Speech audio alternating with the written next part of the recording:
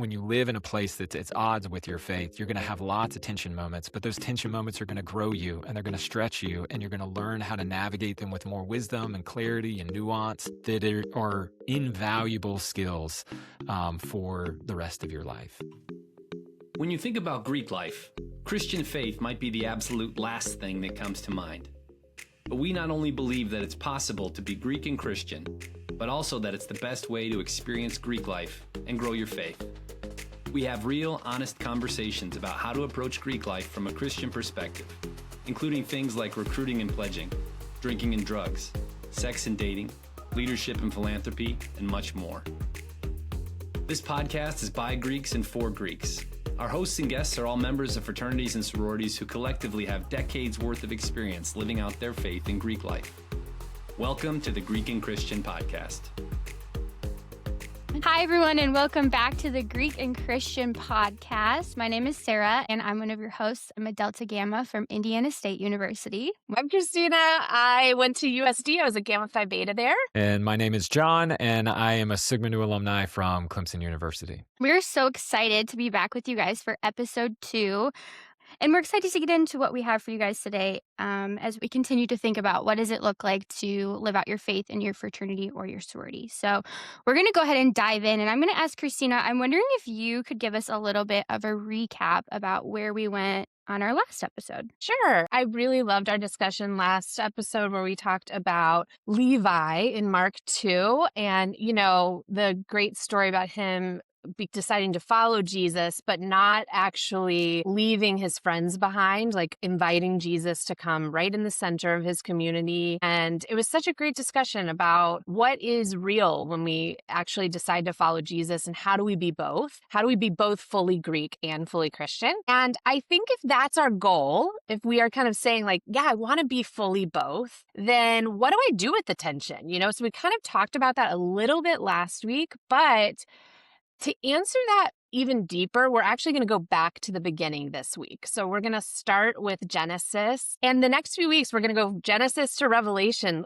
And we're going to look at what actually does it mean to build kind of a foundation of this theological concept we're calling incarnation, where you don't alienate from people that are not following Jesus or that kind of messiness of the world, but you also don't assimilate to it. And you kind of live in this sweet spot of incarnation. So John's going to help lead us through some Genesis passages today. Yeah, cool. Well, how about I can start with a story?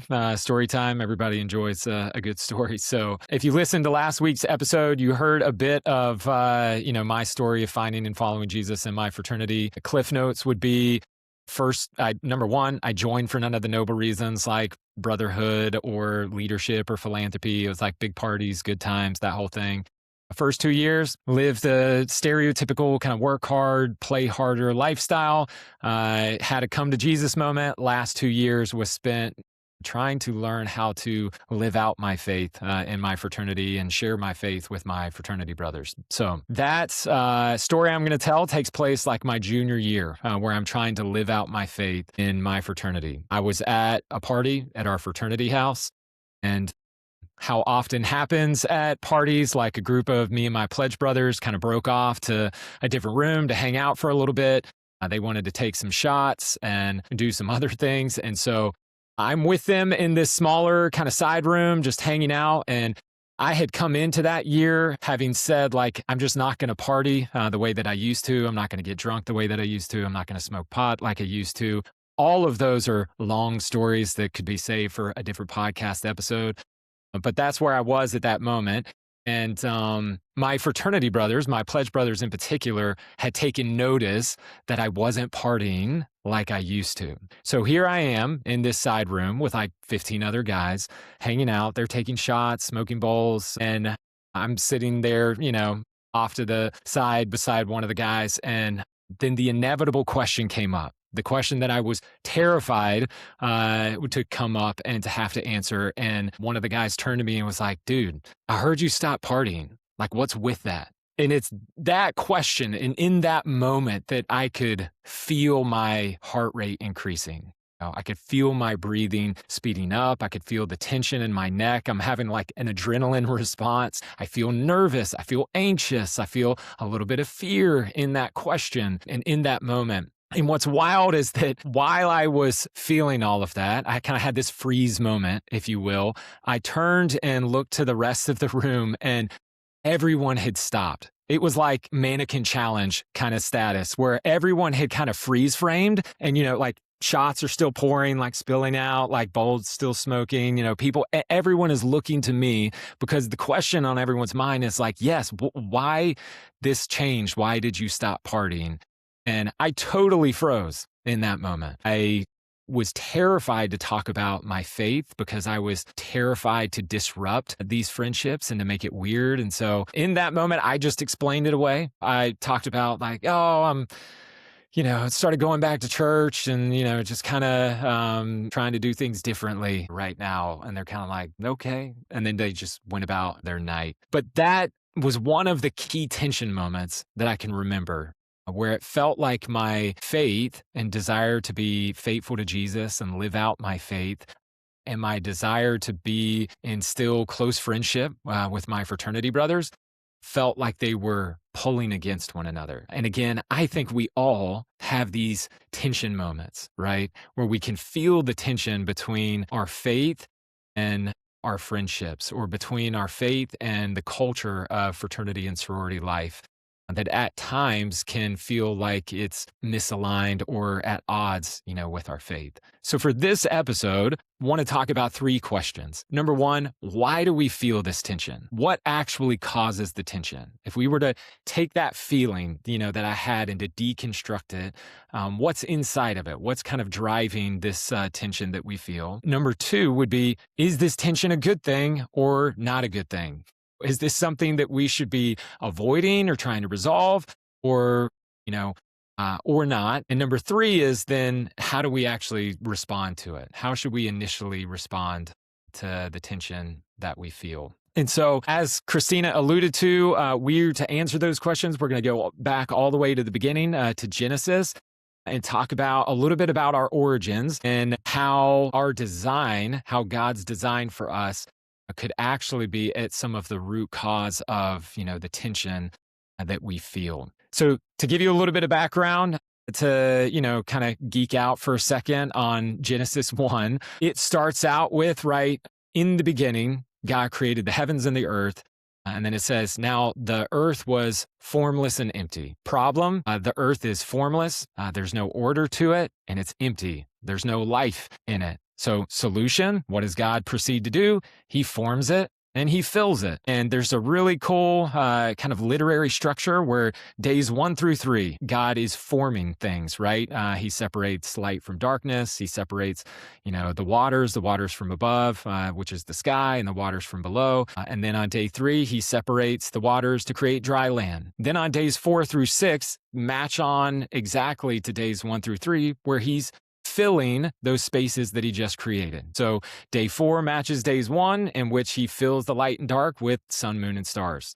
Day 5, he fills the skies with the birds. He fills the waters with the fish below. And then day 6, he fills the land with animals. If you're reading through Genesis 1, it also kind of creates this rhythm in the reading. And so it typically goes for every day. It says like, God says, let there be. And then he talks about some things. And then it says, and there was, then God saw that it was good. And every day, that's kind of the rhythm. God says, let there be, and there was, and God saw that it was good. Now, day 6 is interesting because you get this kind of bonus beat in the rhythm.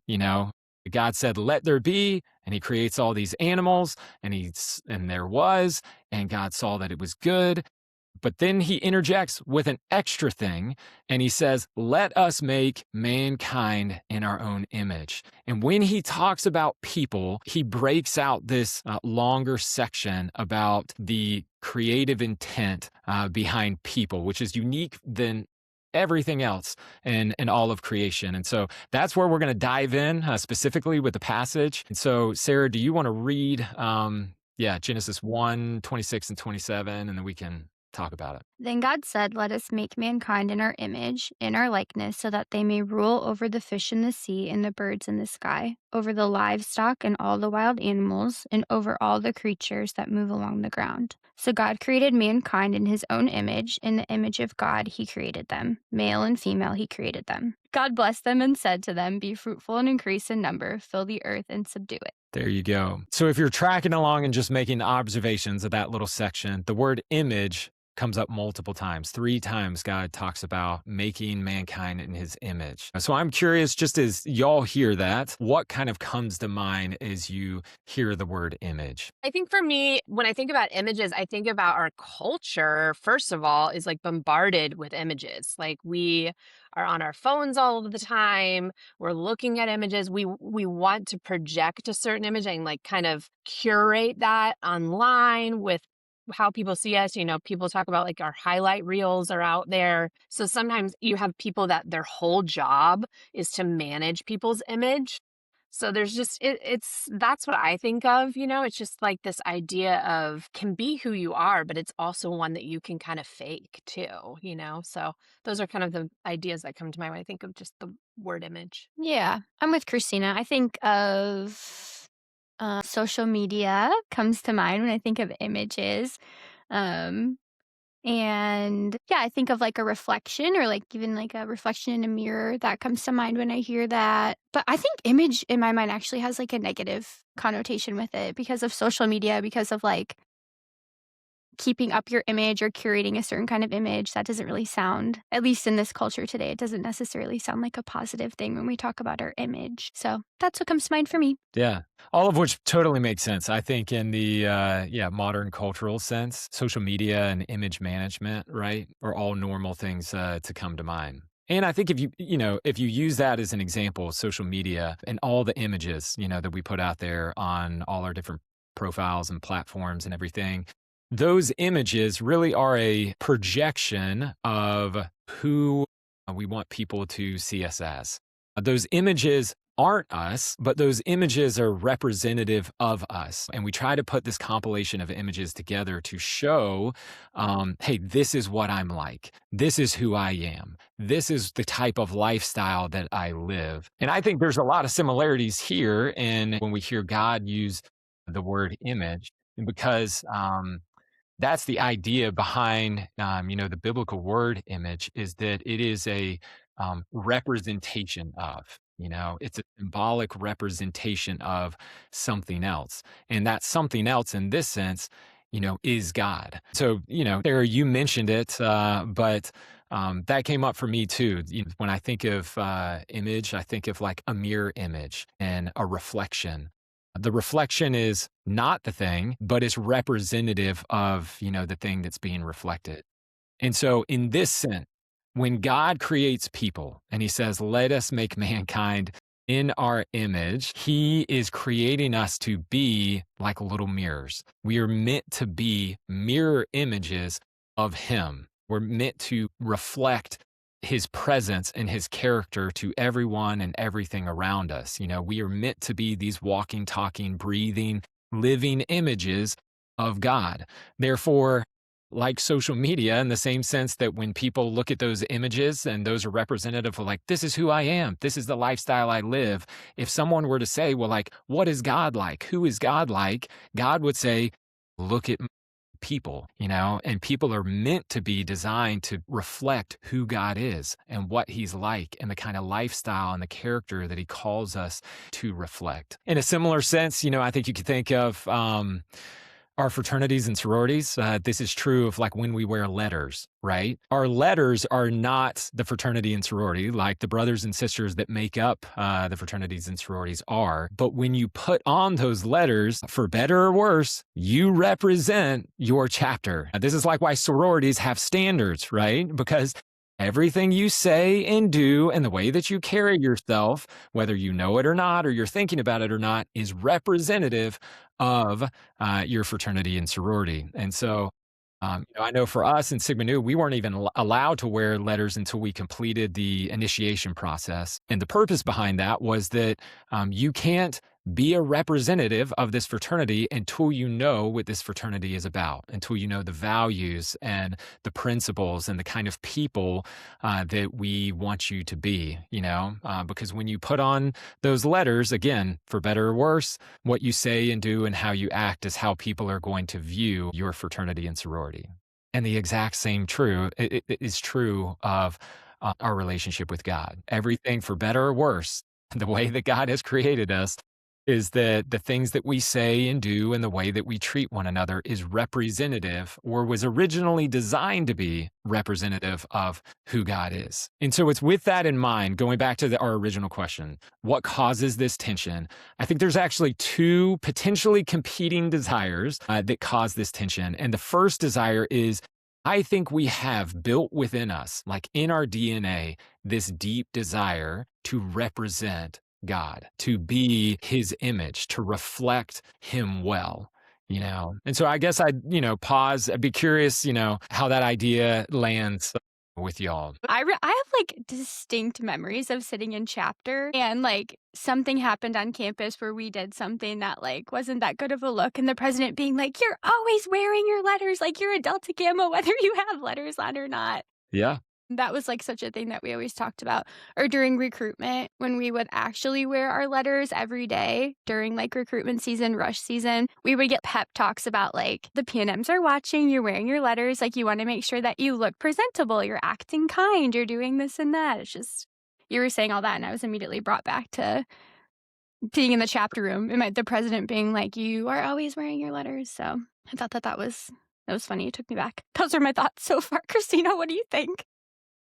I mean, I totally agree. I think when you said the statement of like inside us is something like we have this thing that like ultimately we want to represent the image of God. I think about how I think that ultimately is true once you've decided to kind of come to Jesus. I think for most of us, because our world, and we're probably going to get into this, is so broken, really we want to just craft the best possible outward image we can do. That's why we want the best house. We go for the top house in our sorority. We want to like care about the way we look or how much we can lift if you're a guy, or like whatever it is, external image is what we kind of, even like what kind of job we're going to, like if you're pre-med or like whatever it is, it's like we kind of put all of our eggs in that basket. So it's interesting. Like, I think it's a counterfeit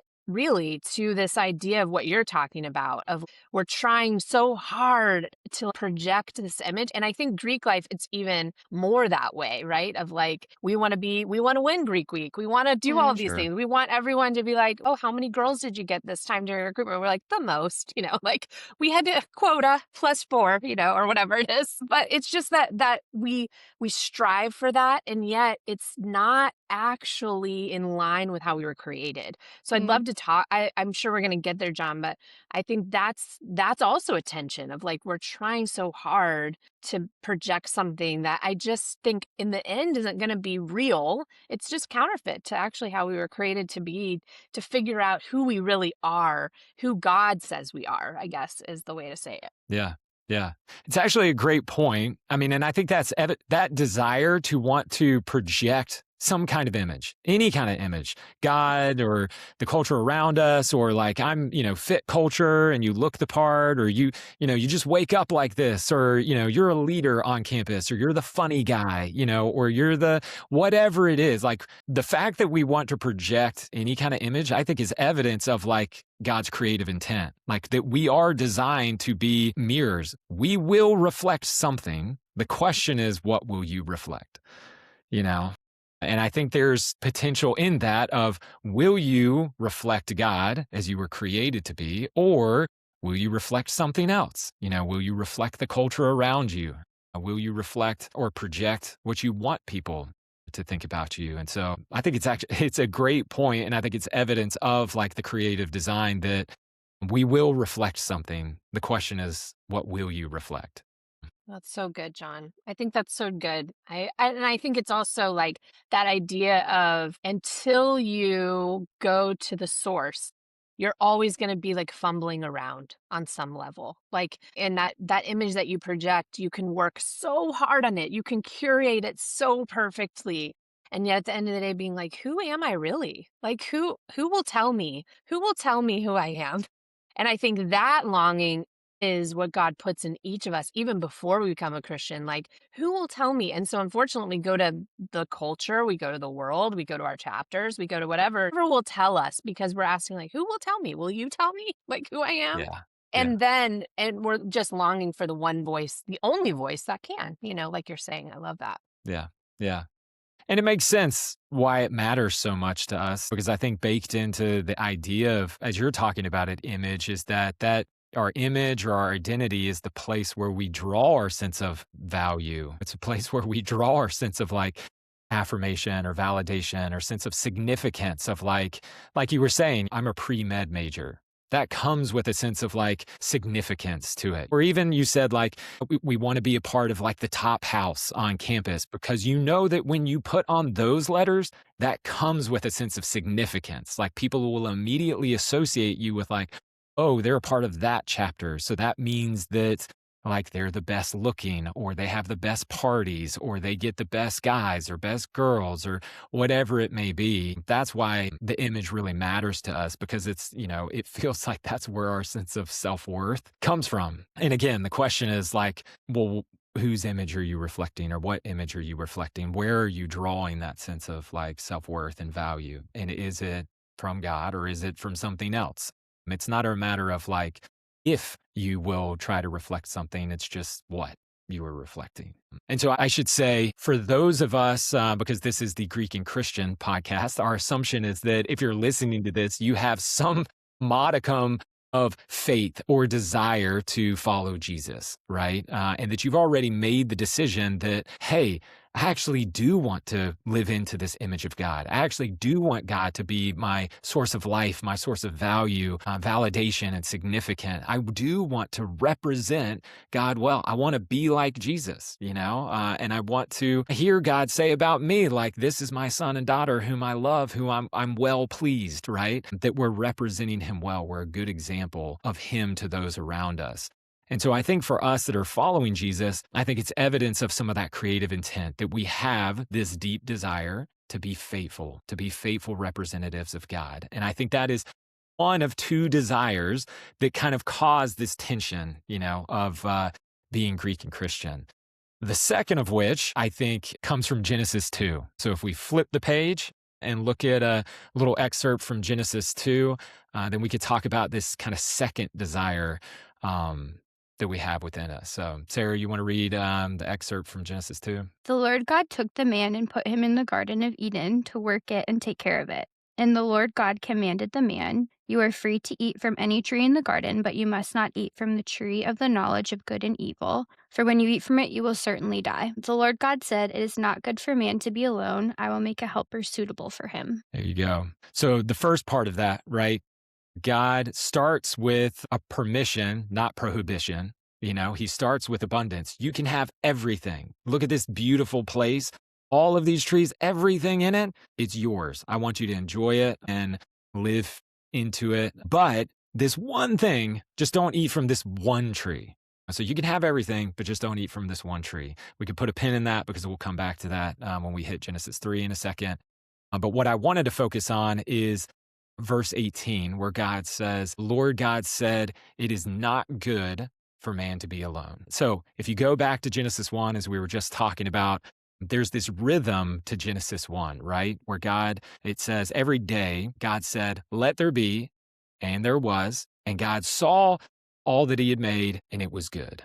Every day, God said, "Let there be," and there was, and God saw that it was good. Then you get to Genesis 2, and for the first time in cosmic history, there is something that is not good. Up to this point, everything has been good. In fact, after he creates people on day 6, he says he saw all that he had made, and it was really good. It was very good.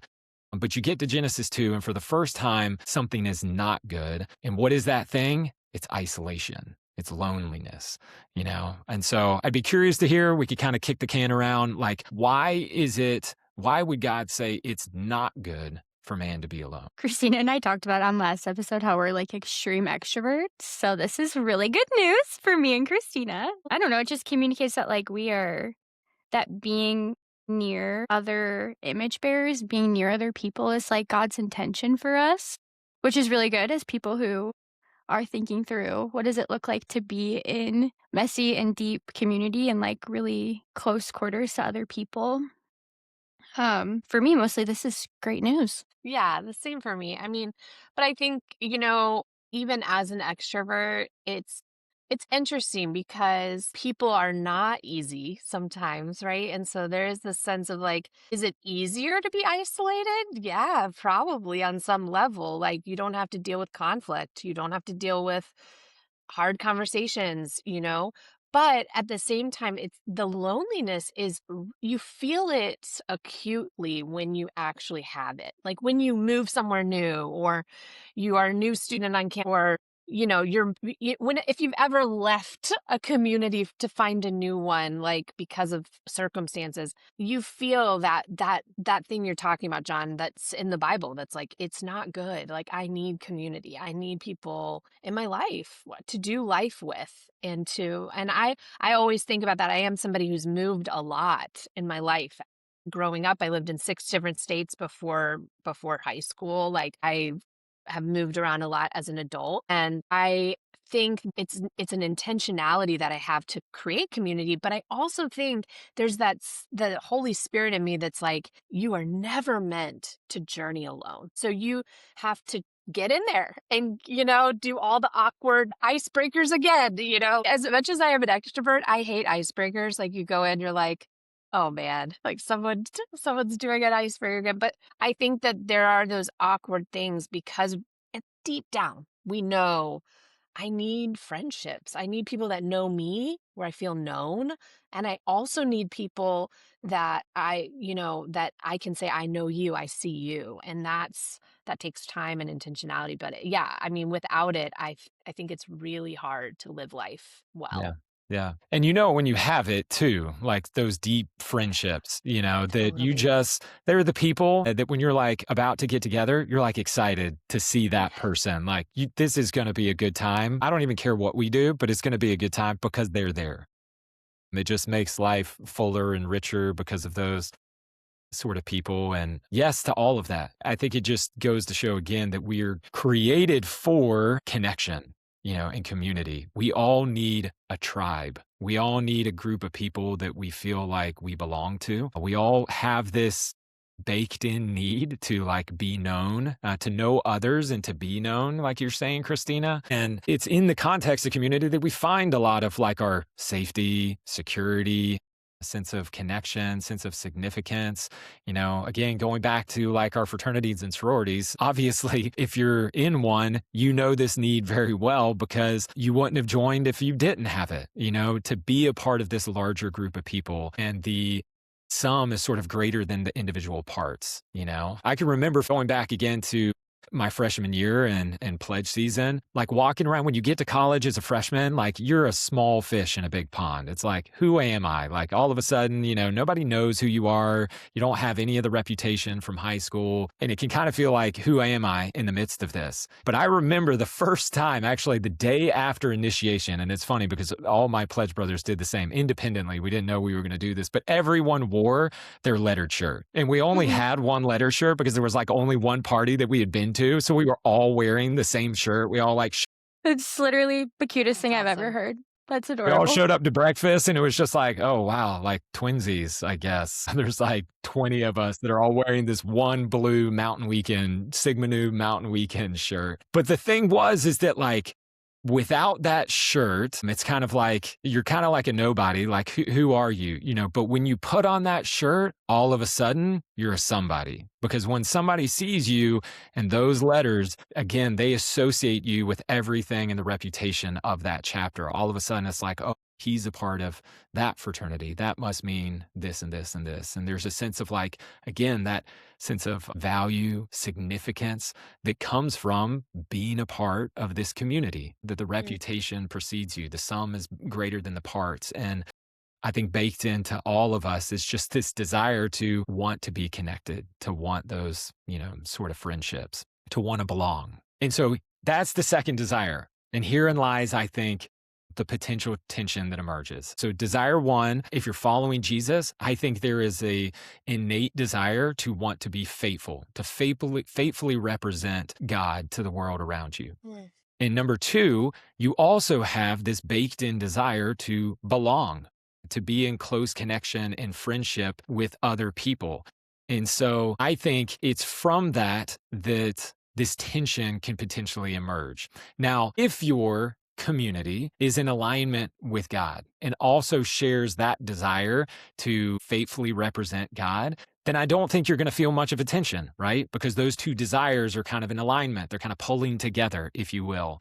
But what happens when your community is not necessarily in alignment with God? What happens if the community that you belong to is actually at times sort of in opposition to God or who he is or his character or his values? Now we have tension, now we have friction, because you can feel on one hand the pull of like, well, I want to be faithful to represent God and who he is and his character. I want to reflect that to everyone around me. But then I want to belong to these people, and I don't want to disrupt these friendships. I don't want to make it weird or awkward. And when the community is living differently than God, all of a sudden it can start stretching you. And I think that's where the tension emerges, One hand, you have this desire to be faithful. We want to be good examples. We want to be good representatives of God. We feel the call to live differently, that we shouldn't just live like everyone around us, right? We kind of inherently know, if you go back to the first episode where we talked about alienation or assimilation, we kind of know that assimilating isn't a good thing, right? Like I shouldn't just do what everybody else is doing. I shouldn't just go with the flow. We want to live differently, but the fear emerges of like, will being different disrupt these friendships? And on the opposite end, there's this desire for belonging. We want these deep connections with our brothers and sisters. We join this chapter to become friends with them. We've invested all this time and energy. We spend our lives 24/7 with these people.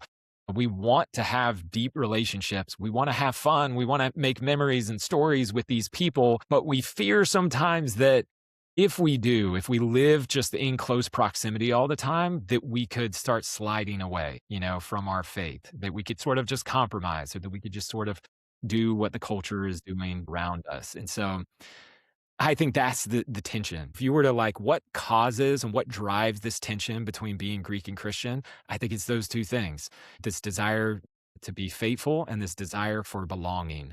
And those two things, when our community isn't living in alignment with God, that's the thing that can start stretching us and producing this tension, and this feeling that if I live into faithfulness, I risk losing my friendships. And if I live into my friendships, I feel like I risk losing my faith. But I'd be curious, does that feel like it rings true for you in your Greek experience, when you were an undergrad? And, if so, kind of what did that tension feel like for you? Yeah, I mean, I think I see this a lot. I definitely felt it when I was in college, but I also coach a lot of Greek students as they're trying to like lead in their chapters. And a lot of them just came back from this conference, Greek conference, where there were 500 of them. They had amazing moments. 1 out of 5 students decided to follow Jesus. Like it was a very mountaintop experience for a lot of these students. And I've been following up with them. And it's interesting. Day one, they're feeling this tension because they're like, okay, like God is moving in my life. And now what do I do when one of my fraternity brothers is telling a joke that I find really uncomfortable? Or what do I do when we're planning out a pledge season next fall and they're already talking about things that I'm like, this is dehumanizing. Like, I don't want to be a part of this anymore. And so when do you speak up? Like that's their question of like, when do I be a change agent here because God's put me in this house? When do I be quiet because I don't want to like ruffle feathers? And that longing to belong, And so I think it is real. It is that moment. I think it's hard as Christians to know which battles do I fight? Which things do I kind of say? And how do I not compromise who God is like actually growing me? How do I keep growing back in the sorority or fraternity? But also, how do I not just let things go anymore too? Like, I don't want to be the judgmental person, but I also, when things are really, when I feel God to be like, this isn't right, what do I do? Like, how do I speak up? How do I do that? So I think it is hard as Christians, and especially as leaders, when you have that leadership Sure. calling on your life Yeah. and you're in there and you're like, I don't know, like, what is God really asking me to do? Because I want to be an image bearer. I want to belong. But at the same time, Jesus, we know, spoke up. Jesus actually was a change agent. Jesus did want things to be whole and healthy. So it is kind of, it's difficult. And I see it a lot in the stories that I've been hearing even this past week. Yeah. Yeah.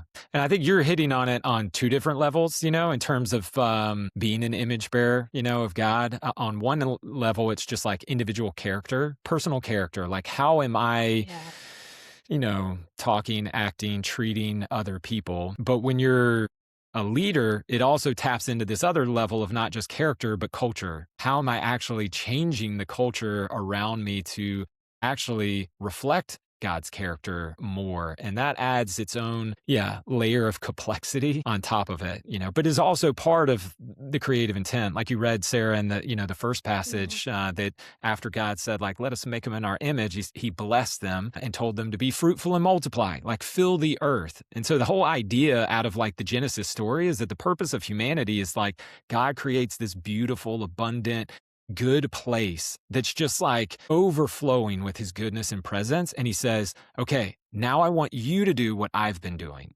Take this local garden and make it into a global garden. I want you to spread my goodness. I want you to spread my presence to everyone and everywhere that you go. And so it would be, I think when you talk about being leaders and stepping into leadership, and not just like, how do I personally reflect the character of God, but how do I actually be a change agent? How do I spread God's goodness and character even to my own fraternity and sorority? That adds its own layer of complexity, to the mix. And I think in some ways can even increase that tension between being Greek and Christian, more so than Yeah. if I'm just trying to live out my faith. There was this really cool moment at Greek Conference LA where they gathered anyone that was on exec at tables to eat together. And these are people that have, very influential positions in their chapters.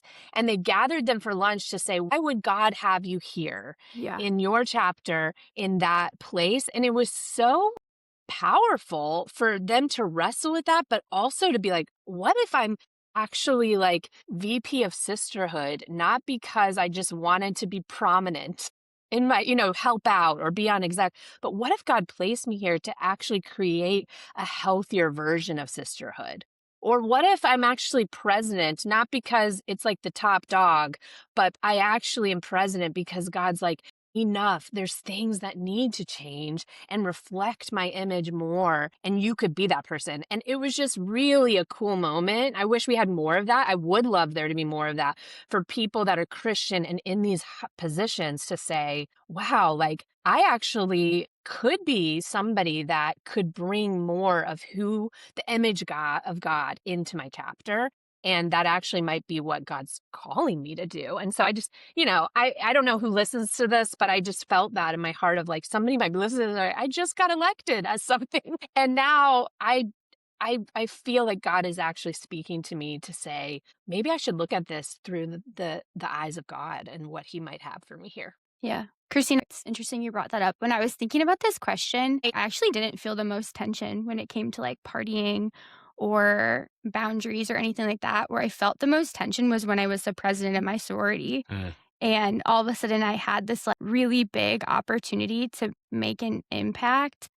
John, you said earlier, and I literally wrote it down. You asked the question, will being different disrupt my friendships? I struggled with that so much when I was the president of my sorority because I have so many distinct moments of sitting in standards meetings where we would have these girls coming in who were like defending themselves against things. And I had to be the person to set the standard for like, how do we treat people and where is grace?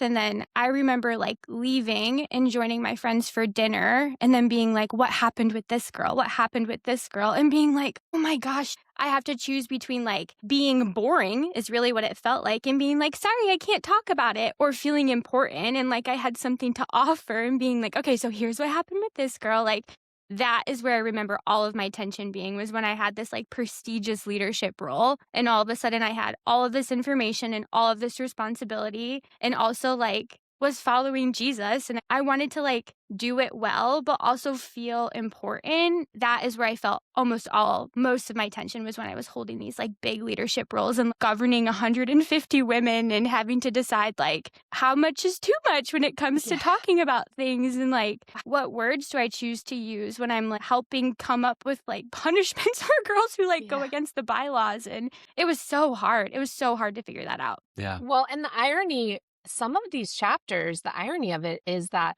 as you do your research, mine started in the late 1800s.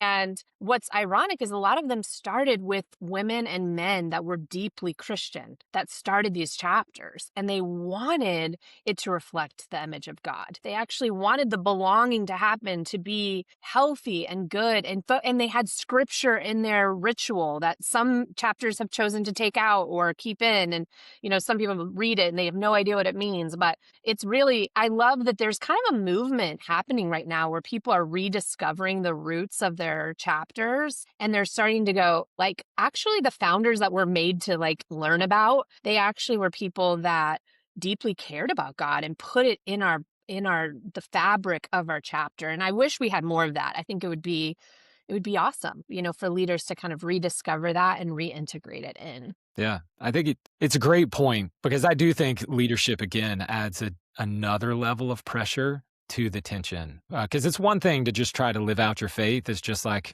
a brother and sister in the chapter. And you're going to feel all the personal tensions of like, Kristina, you were naming, like what happens when somebody says a racist joke or they like offering you substances, that you're not sure you want to take or things like that. But leadership, you really do carry the responsibility to represent not only your sorority, like you said, Sarah, like being president of Delta Gamma, it's like, well, you kind of set the standard and enforce the standard of what it means to be a Delta Gamma. But you also, if you're a Christian and a follower of Jesus, you also carry the like weight of representing Jesus in that role. Whether you like it or not, like whenever you start becoming public with your faith in your fraternity and sorority, by default, you kind of just become the Jesus guy or the Jesus girl, of your chapter.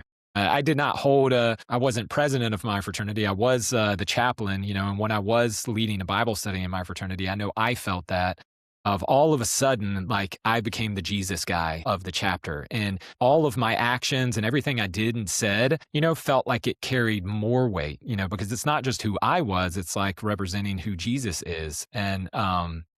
And all the other stuff that comes with that. Also became like the late night priest confessional, where people would be a little uninhibited and they'd start like telling me all their junk and stuff. And they like, I used to go to church and, I'm not living out what I should be. And it's like, all right, man. But I think you feel that, the weight of the tension, again, of wanting to represent God well, live in that image of God, but also wanting to belong and honor these friendships, that you're a part of. And I mean, both of you named it, but the tension doesn't feel good. It's uncomfortable, anxiety inducing. It can be fear inducing. And so I think it raises the question, that second question that we talked about is like, is this tension a good thing or not? And what do we do with that? And so to answer that, we're land on Genesis 3, turn the page one more time in Genesis. And Sarah, if you want to read the passage, then we can kind of land the plane. Now the serpent was more crafty than any of the wild animals the Lord God had made. He said to the woman, "Did God really say you must not eat from the tree in the garden, from any tree in the garden?" The woman said to the serpent,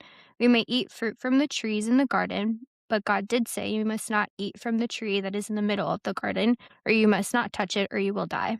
You will certainly not die, the serpent said to the woman, for God knows when you eat from it, your eyes will be opened and you will be like God, knowing good and evil.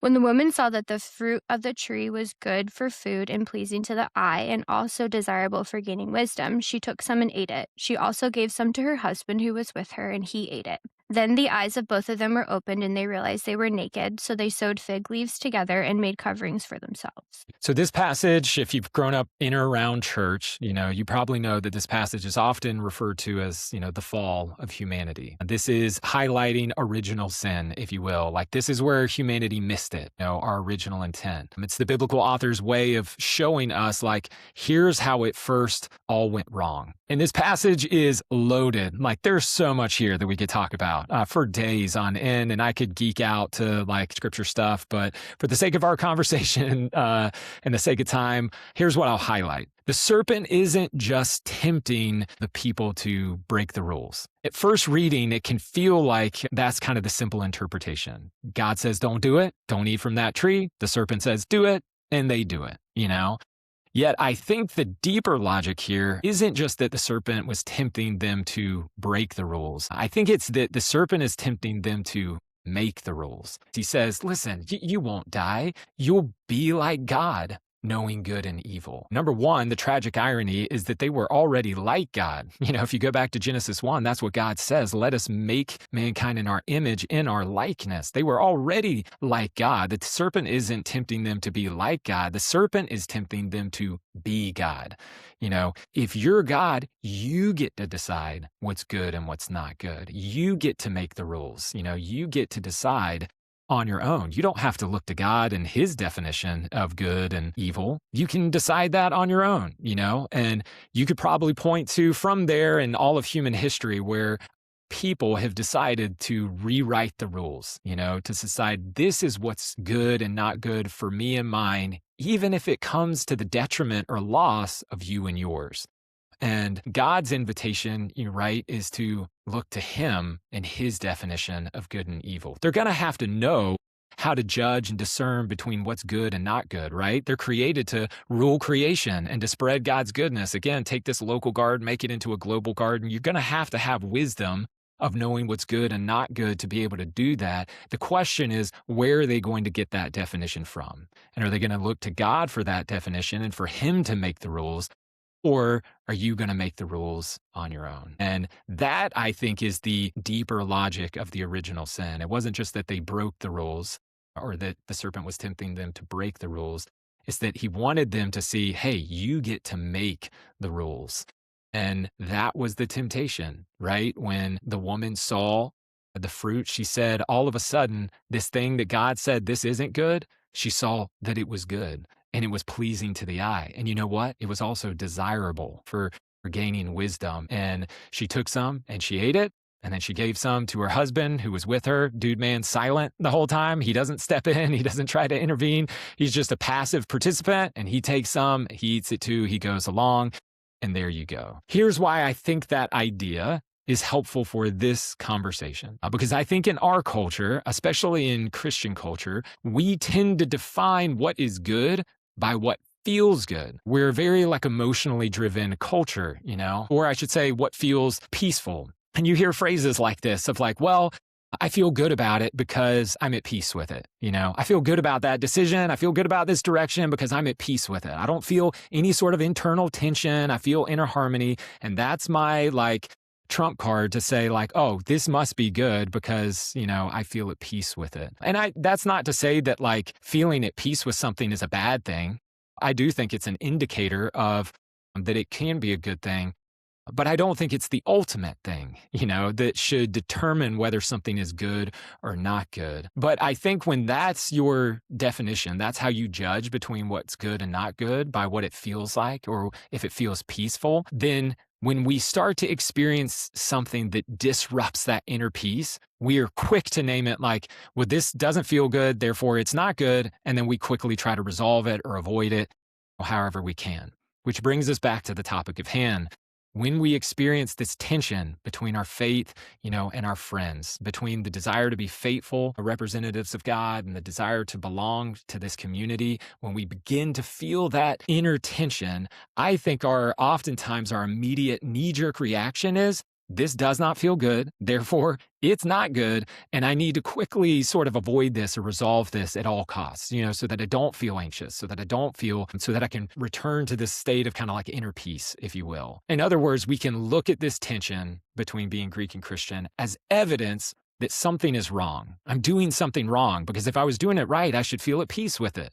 Yet, in light of what we just talked about, and that these two desires are actually good, God-given desires, when we feel that tension between the desire to be faithful and the desire to belong, I think that it's not evidence you're doing something wrong. I think it's actually evidence that you're doing it right. It means that you're actually holding on to these two God-given desires. It means you're holding on to say, no, I want to be faithful to God and I want to represent him well. And I want to have these connections with my brothers and sisters. I want to honor these friendships, because to release the tension would require you to let go of one of those others. Like, the quickest way to release the tension is just let go of one. If you let go of your faith and you just go with the flow and you assimilate and you do what everybody else is doing and you hide your faith, then you don't have to feel the tension anymore. And on the opposite end, if you just let go of your friendships, if you alienate, if you just avoid, all the parties and the temptation and the tension and everything, then you don't have to feel it. It becomes a lot easier.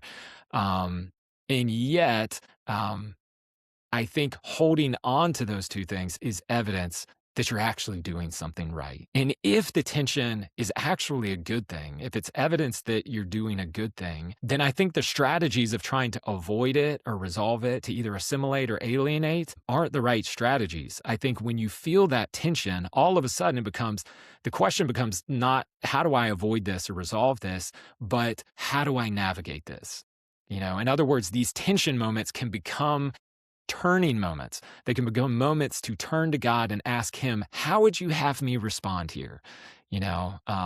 And I think if you're looking for any sort of application or takeaway from this episode, I think that's it. When you feel those tension moments of someone tells an off-color joke, or someone's inviting you to do something that you feel is odd at your faith, or you're in a leadership position and you're feeling the tensions of how do I represent my chapter and my faith well? When you feel those tensions, pause. Don't try to quickly avoid it or resolve it, but pause and ask, how would God have me respond to it? How do I navigate this tension? And look to him for wisdom, because in doing so, you are reversing the fall. You are reversing the original sin. You are not saying, well, I'm just going to define what's good and not good, on my own. You're actually pausing to say, what would God actually say here? What does God say is good and not good? And by that mere turning, and asking the question, now you're set up to begin to navigate this tension with a lot more clarity, a lot more conviction, and a lot more faithfulness of holding these two desires without letting go, to be faithful, have spiritual integrity, but also to live in close proximity and connection, with our brothers and sisters. So, I'd be curious though, of how that lands with you, and, how your stories may have been different, or, how that idea could help you navigate that tension. I think back to when I was in school and when I was in my sorority, and even now, choosing momentary moments of peace never ended up being peaceful. Just like we see with Adam and Eve in the garden, Eve's momentary choice of oh wait, I do want the fruit that looks pleasing to the eye, and I do want to know what I don't know. That probably felt good for a little bit, but when you look at the long-term effects of it, it actually ruined everything forever, which is not good. And that was true. That's true of the decisions that I make now and the decisions that I used to make when I was in school. Of this feels like it protects my inner peace or protects my relationships now, and it never ended that way.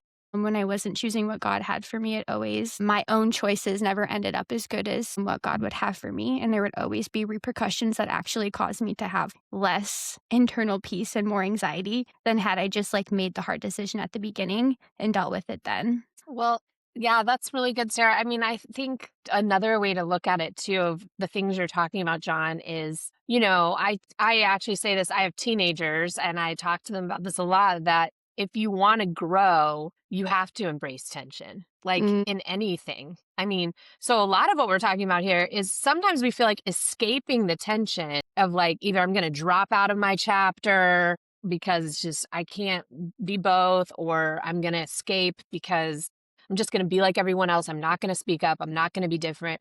We think that that actually is like, it feels so good to everyone else. And we're like, oh, yeah, I belong. This is good. But what we're really actually shortcutting is our own maturity as Christians. Like there's a maturity. So I wonder if people are listening to this, I feel like there is a part where when you feel tension, maybe is that God is actually bringing it into your life to actually form you into more of his image. So it's actually the vehicle that he's choosing. And so we actually kind of like shortcut that process when we're like, actually, I'm just going to be the silent brother that never goes to anything. Or I'm just going to, I'm just going to back off here. Or I'm just going to like, whatever, I have views, but I'm not going to tell anyone them, or I'm not going to speak up or whatever. So I do think that that is really, you want to be aware of that for your whole life, not just when you're in your Greek chapter. There's going to be moments where you're going to feel incredible tension of circumstances that come into your life. And that's actually Jesus saying, don't escape. Like, have the courage to stay here, to be formed. Have the courage to, instead of like asking the question, what is the most peaceful outcome? To ask the question of, what would it look like for me to be like Jesus here?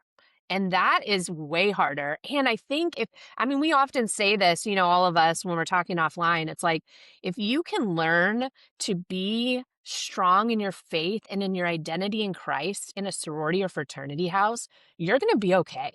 You're going to Yeah. actually, you're going to be great as a person that reflects God's image everywhere. And so that's what's beautiful about it, is as you're letting God form you in this really hard place that most people would get the heck out of, as God's asking you to stay, there's something really beautiful about that formation that's happening that's going to be foundational for your whole life and ministry. Yeah.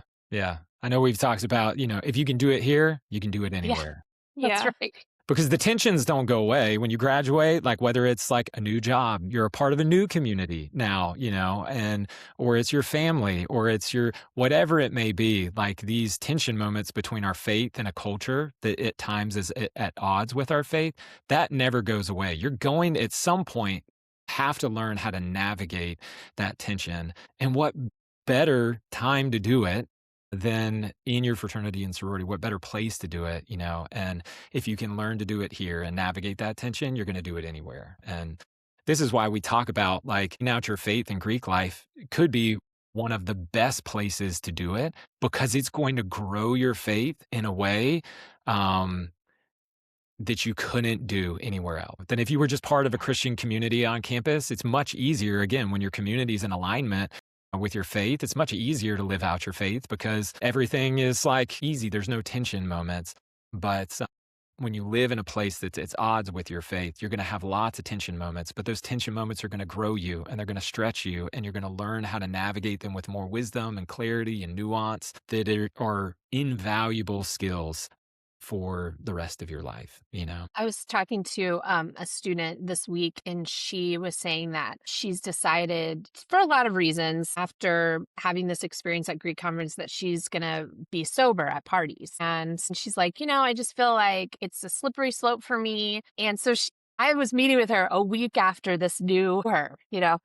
I was like, how's it going? And she's like, well, first of all, I didn't know how messy everyone is at parties. Like, now that I'm the sober one, I go in and I'm like, did I look like her? Like, did I act like that? Like, and she's like, it's kind of really unattractive to me. Like, I'm looking at people through a new lens. And so she's kind of feeling almost the alienation part of like, maybe I just won't go anymore. It's like a hot mess. And she's like, I was praying about it, and I just felt the Lord just gently say, no, now you can actually let the Holy Spirit fill you in those places. And we had this amazing conversation where she was like, I just hadn't really thought that if I didn't fill myself with getting drunk or having substances all night, that was really that big of a deal. Like I didn't really until I realized like, well, if I do that, I'm being controlled by something that isn't God throughout the night. And so God was like, now we can actually partner together in this space to love people well. And she's like, but it's still not attractive. Like I go and people are like throwing up and like it's messy and crazy. But she's like, I'm dealing with like this new way to live where I don't turn my back on it, but I also like embrace the Holy Spirit in me, giving me discernment and wisdom. And I was just like, that is what it's about. You know, it's like so cool and so encouraging that she's letting God give her what she needs to actually make a difference and love people because she loves her sisters, you know.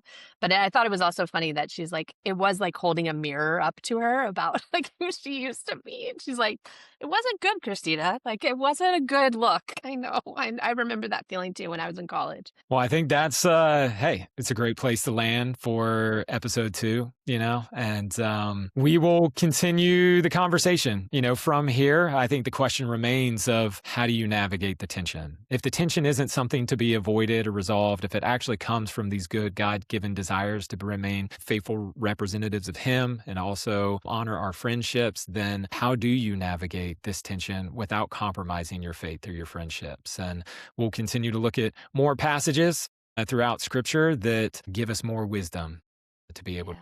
It's great. Awesome. Thanks, John.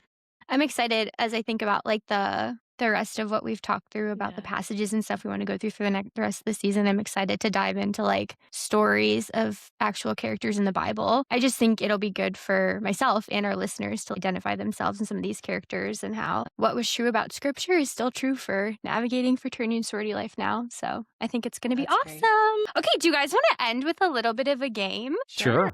Okay, this one, like I know the game last week was good, but I'm also really proud of this one, so I'm excited to share with you guys.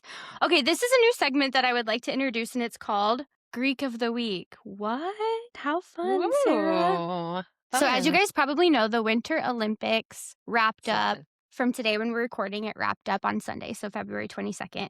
And I was like, there is no way that there are not many Olympians who have also been Greeks. Because one thing about being Greek is that you are Greek and then a million other things, because that's how we like to do it around here. So I did a quick little Google search to find out, like, are there any people that absolutely slayed the Winter Olympics that were in a fraternity or sorority? I'm going to introduce you guys to Eileen Gu, who was a Kappa Kappa Gamma at Stanford University, and she competed for Team People's Republic of China, which is really cool. And are you ready for what she won?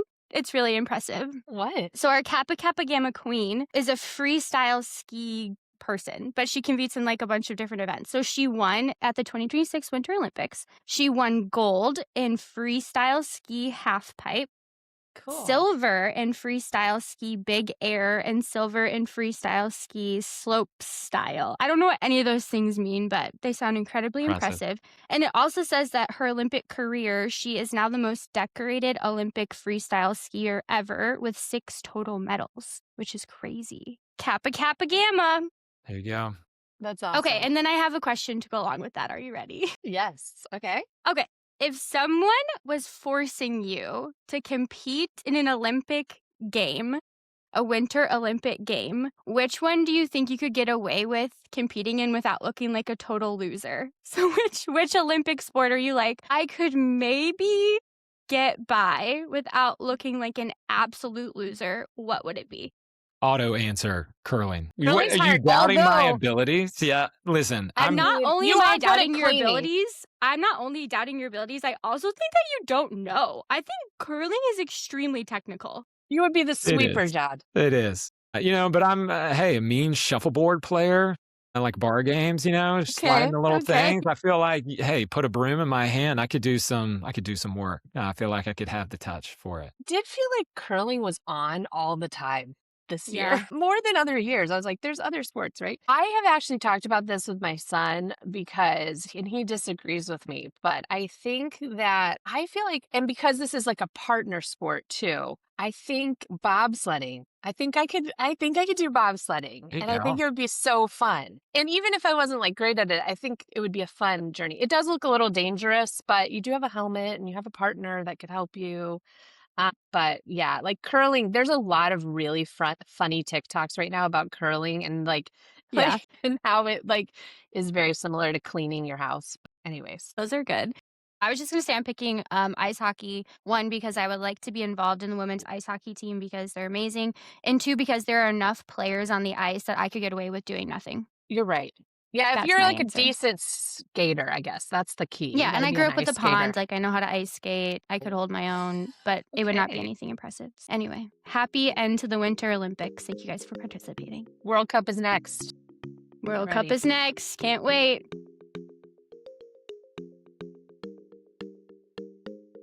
For more on being Greek and Christian, you can follow us on TikTok, Instagram, and YouTube at Greek and Christian. Or if you're wanting more to connect with one of us, you can also fill out our contact card listed in the show notes below. We'll see you back here next episode as we dive deeper into living out your faith in your fraternity or your sorority.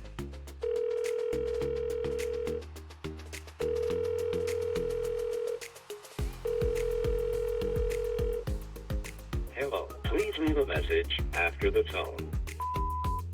My name's Sammy, and my name is Sammy, and I'm a Chi Omega at William & Mary. My favorite thing about being Greek and Christian is all the amazing, deeper relationships that I get to have with my sisters. Go Greek, and then go Greek IV.